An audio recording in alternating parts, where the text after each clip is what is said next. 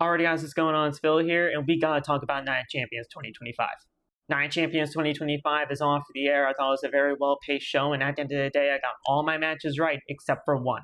Let's talk about that match later. I want to start by talking about the King of the Ring final. Cody Rhodes and Randy Orton, they put on one hell of a match, and this was my favorite match of the entire night.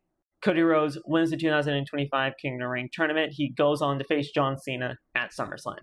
Rhea Ripley and Raquel Rodriguez put on one hell of a street fight in Saudi Arabia. Rhea Ripley got her win back after everything that happened on Monday. We can see what WWE is trying to do with Roxanne Perez, as she was trying to help Raquel, but it ultimately did not end up going their way. Roxanne is trying to take the spot of Liv Morgan, which is definitely the plan, and they are ultimately going to be your tag team champions moving forward. But Raquel lost to Rhea, and everything's going to be fine.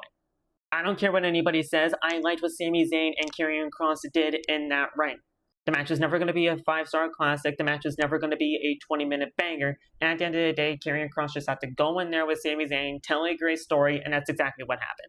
The 2026 Royal Rumble is in Saudi Arabia. And at the end of the day, Sami Zayn will be a future world champion within the WWE. He just has to get past Keren in order to make that happen for himself. And he did just that. So he will, in fact, be a heavy favorite for the 2026 Rumble. And now we have a new United States champion to talk about. Solo Sikoa beat Jacob Fatu.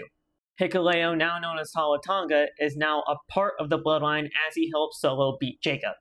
Jacob Fatu is now going to be back in the chase for that United States Championship, and honestly, I'm not mad at that. And then when we had that main event, sure, it was an overbooked mess. Yeah, sure, there might be better John Cena and CM Punk matches, but this was very well done.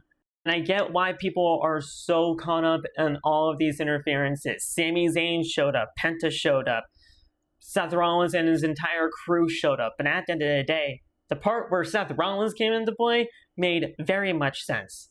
Seth Rollins was there to help out John Cena ultimately get the WWE Championship, but he was also out there to help himself because he just wants CM Punk to never step foot anywhere near the undisputed WWE Championship. And I think when Seth Rollins ultimately does cash in that Money in the Bank briefcase, it's going to be in that SummerSlam match between John and Cody Rhodes. Cody Rhodes does win the undisputed WWE Championship from John Cena and ultimately get cashed in on by Seth Rollins, a man who helped Cody at WrestleMania 40 to take away that championship from Roman. It makes all the sense in the world, and I think that's ultimately going to happen. But we just got to see if WWE does go down that route. How'd you guys feel about Night of Champions? Let me know your thoughts down below.